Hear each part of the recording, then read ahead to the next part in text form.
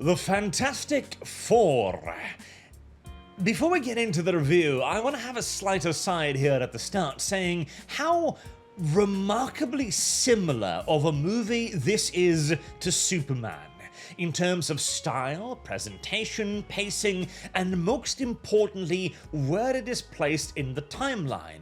As one of my main complaints about Superman was that it was in essence the second or third movie of a franchise. The Fantastic Four, the exact same thing. You even have the exact same intro. Superman begins with, 3 years ago he appeared, blah blah blah. Fantastic Four, literally, they arrived 4 years ago. Clearly, all of the studios have received the exact same feedback and have come to the exact same conclusion to the point where they almost made the exact same movie, but obviously with some different characters. There are good parts and bad parts about this, so there will be some overlap in the critique here with Superman. First and foremost, alright, so I like bringing my father with me to the cinema whenever I can, because at this point he just wants to get out of the house at any opportunity, and he's an excellent barometer of what the average person who doesn't really know any of this stuff might think. And he was legitimately falling asleep during this movie, which is not a good sign.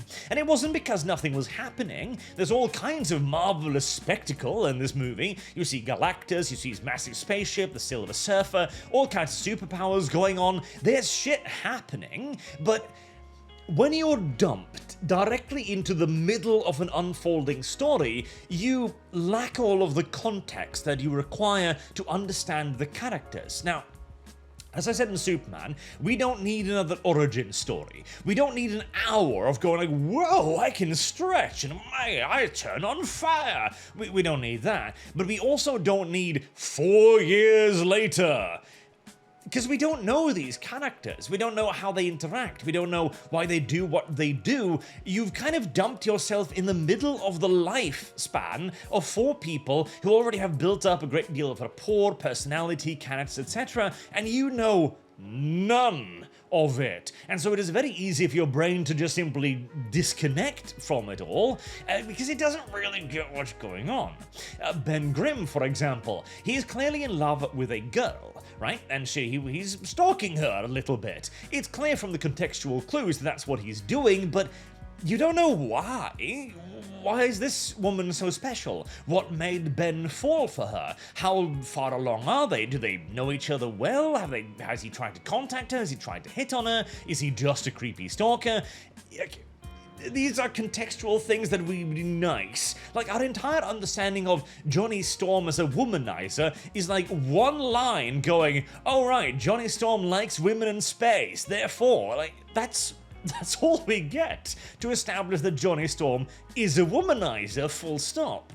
Hey, there's a difference, yet again, between shaving and cutting off your own head. And just like Superman aired on the wrong side of that, as does Fantastic Four. And it's, if anything, made worse by the casting choices here. So, by far the biggest mistake in this movie is the casting.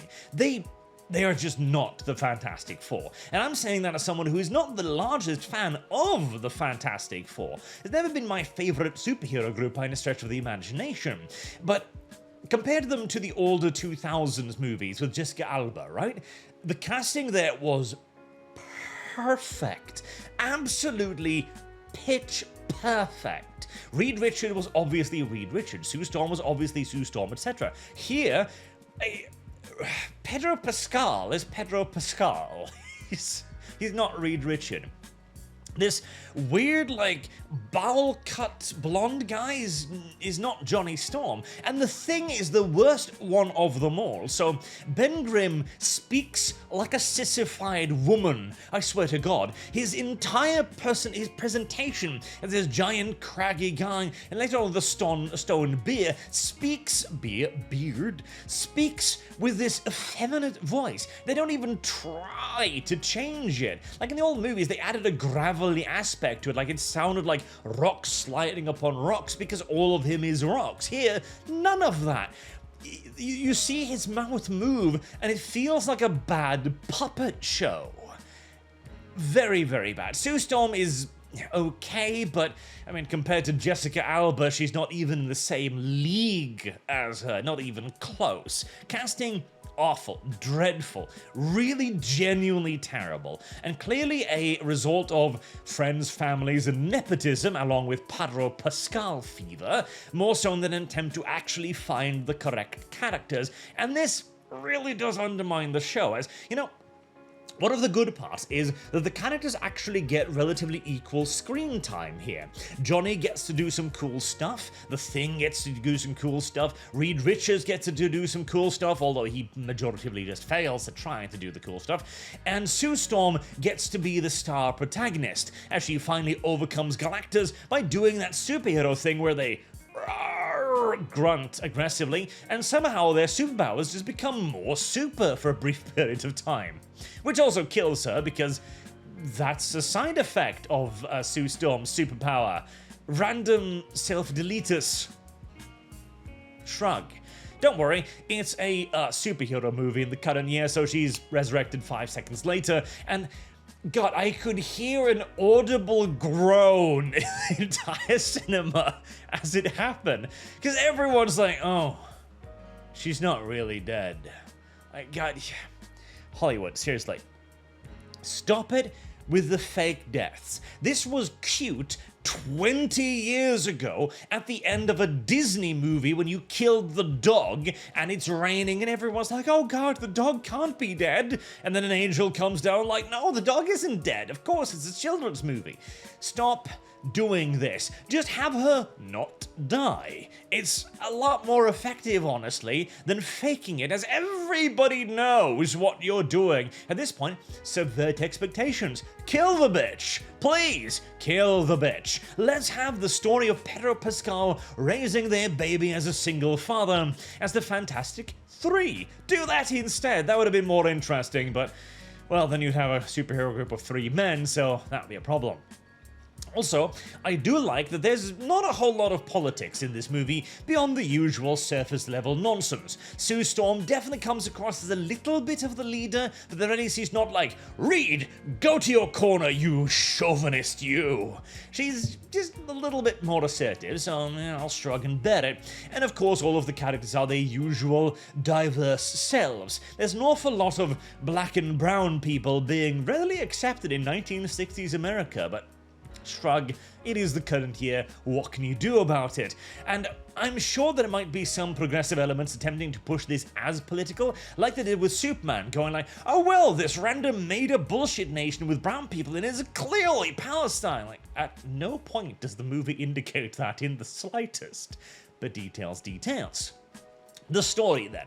The story overall is, again, undermined by the fact that this isn't the story that should be at this point of the movie. They actually tease a story with Mole Man that sounds vastly more interesting. So, Mole Man undermines the entire building to steal it. Good old-fashioned comic book stuff, right? Fantastic Four goes in to save it, but they don't just beat up Mole Man. Instead, they need to understand his position, and eventually begin creating the subterranean nation of Subterraria, and then build an alliance with Mole Man, which pays off during the fight with Galactus. That would have been a much better first movie. You've got a bunch of people who've just gotten superpowers, they dealt with a couple of low-end crooks, here's a guy, he's clearly a terrorist, let's beat the stuffings out of him, and then realize, shit, he does actually have a point. Now how do we go about this? We already declared him to be a terrorist, he stole a building endangering God only knows how many people, and we paraded him in handcuffs before all of the cameras. How do we convince the rest of the populace that they're not actually that bad? And how do we communicate with them? How do we negotiate? How do we set all of this up? Etc, etc. That would have been more interesting than, oh hey, your planet's doomed, Galactus is gonna eat you, here's him eating another planet.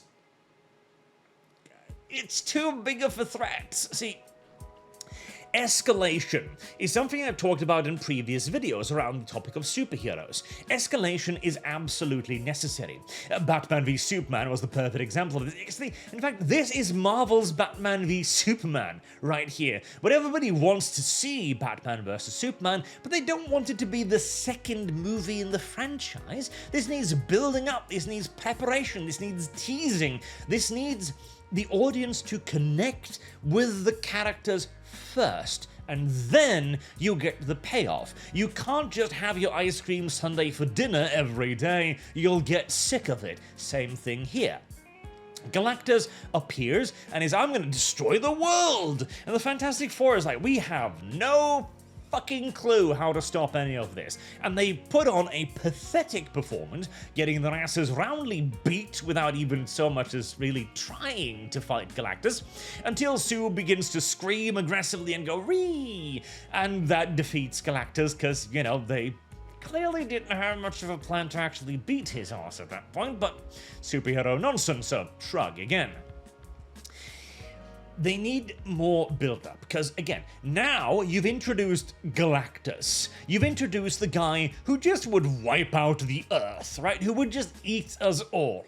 Where'd you go from here? Dr. Doom? You can't go backwards with stuff like this. This is something that the Avengers actually understood, to go upwards. You need to start with something relatively small, relatively benign, to create the fundament for the characters. Once you've done that, you can step it up a little bit, show some more superhero heroics, push the heroes to their brink, but have them overcome, so that when you really do corner them, and the heroes are in the moment where they're like, we don't know what to do, you actually know that they have known what to do in the past. They've overcome great odds previously, and so to see them mentally give up has far more impact upon you. It makes you think, holy shit, this is the Superman can't beat this villain moment, instead of literally starting with the Superman can't beat this villain moment.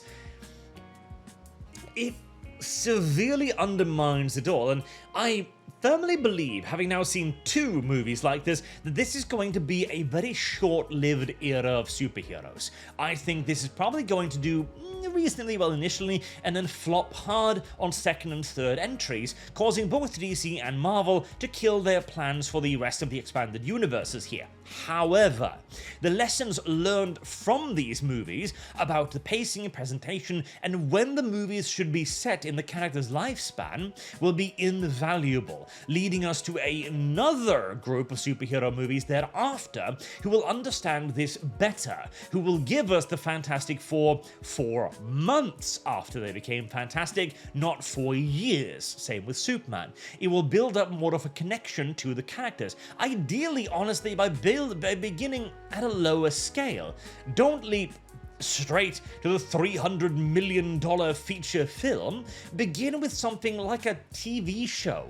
Begin with something you can tie into it to build up characters with day-to-day interactions like they did in the comic book for years. The reason why they keep bringing Batman back from the dead is because he's Batman. The reason why you have the Darkest Night is because of Batman. The reason why you have the Blackest Night, where he's brought back as an undead for a little period of time, is because he's Batman and we know what he does. You've got to do the same here. Superman v Batman doesn't work when we don't know who either of them are, pretty much. And again, don't invade Earth with Superman's greatest enemies in episode 1. Show us some day-to-day stuff first. Then, once you've established the characters, you've given them their credentials, you can escalate the scales. Understanding, of course, that eventually you will hit that tipping point where you've escalated so much that there is no further escalation to be had, and Fantastic Four has hit that point in their very first fucking movie, which I think is going to work out really poorly in the long run.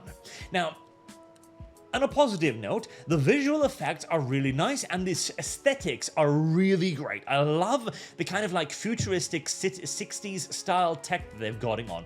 It's got a lot of character, it's very interesting, it is a very cool world that is, I mean, when they switch the little robots' little VHS tape with a space mission program instead of home, that's cool. I like all of that. That's a lot of really neat touches, and it's very, very, thoroughly thought through as well. The Fantastic Four's car looks like it, their computers look like it, the interior of their house look like it, their household robot, etc., etc. I just wish they have given equally much attention to the character. Like, Silver Surfer's character is beyond base level here. She's introduced, she goes, "You're all gonna die." And then immediately Johnny's like, "I think she's hiding something, guys. She's actually the victim here too." And then he reveals, like, "Look, she was actually the victim." Like, my God, how obvious was that? And then she sacrifices herself, doing a full Star Wars thing by pushing Johnny out of the way so that she can sacrifice herself instead, to push Galactus into the magical portal of plot convenience. Incidentally, they could have done that by simply tossing Ben Grimm at him and then catching him as he rebounded, or Johnny Storm firing his flames at him, or a dozen other things, but details. And hey, if Sue Storm hadn't collapsed due to overusing her screaming powers, but superhero nonsense. It is to be expected to some degree in these movies, right? As a final conclusion, there's not enough here. It's a great deal of spectacle, it's a great deal of flashing light, a lot of jangling keys, but the characters themselves are poorly built up, poorly presented, and their motivations make them come up as almost villainous. Like, one of Sue Storm's big moments is when she defends not giving up their son, Franklin, because Galactus is like, "Okay, I'll spare Earth, but you've got to give me Franklin because he's literally a fucking god and he could replace me as Galactus." Okay. And they come back to Earth and Sue has a big speech like, "Oh, we're not going to give up Franklin because family is something bigger than us. It's something bigger than ourselves. It's something greater." It's like, okay, but you do understand that that means extended family. Like, "Oh, we have you guys, the populace of Earth." That means that everyone's family is worth more, right? That means that 6 billion families are obviously worth more than your family, right? This greater power you're appealing to makes you look like a selfish bitch. And when it's further also considered for the Fantastic Four to just flee, leaving Earth behind, which thankfully they do at least reject fairly quickly. I mean, it's one of those things where they refuse to do the good thing, and even Reed Richard mentions that it is the good thing, and it is difficult to make me like Reed Richard, but when he goes, "Listen, the angry people have a point. If we gave up Franklin to save Earth, that would be ethical, it would be effective, and we would be able to do it right away." And Sue was like, "I can't believe you said that." Like, yeah, it's because he's fucking correct. This is an ethical dilemma that deserves a lot more investigation than a woman going, "No, I'll sacrifice 6 billion people ahead of my child." You could even weave the emotional reaction in there to make it more interesting, but the movie doesn't have time for that. Because the plot is, a god is coming to destroy Earth. You don't have time for any other plot, and so the 2-hour runtime is woefully short for the story that they're trying to tell, particularly with characters that are already supposed to be in their prime and established. It airs too far on the side of established characters without being able to build it up. It is the classic Superman v Batman, all payoff, no build-up, which in turn makes the payoff feel unsatisfactory. It feels like crashing toy soldiers against one another in the bath. It's cool in the moment, but it's not something you're going to be remembering for a very long time. That's Fantastic Four in a nutshell. A lot of spectacle, a lot of stuff happening, but none of which is going to be very memorable, and in all due likelihood the Fantastic Four will not do much as a franchise here, in my opinion. At least Superman has brand recognition to work on, the fact that he is Superman, and the fact that people have a lower bar for DC, if anything, because people have been so starved of even halfway decent DC entertainment. Whereas the Fantastic Four, its best bet is to appeal to the new fan audience, the ones that will still be susceptible to dangling keys and flashing lights, whereas most others will find the experience too shallow to truly be Fantastic Four, and for the normie audience to be too far into the story, too unfounded, too confusing for their own unconnected understanding of it. Score 5.5 at best. Average, slightly above, mostly for visual effects, but dragged down severely by some of the worst casting decisions I would say that I've ever seen, but I've also seen Gladiator 2, so, close second. Until next time, I've been Arch. Thank you all very much for watching, and I do hope to see you all again soon. Till then, have a good day.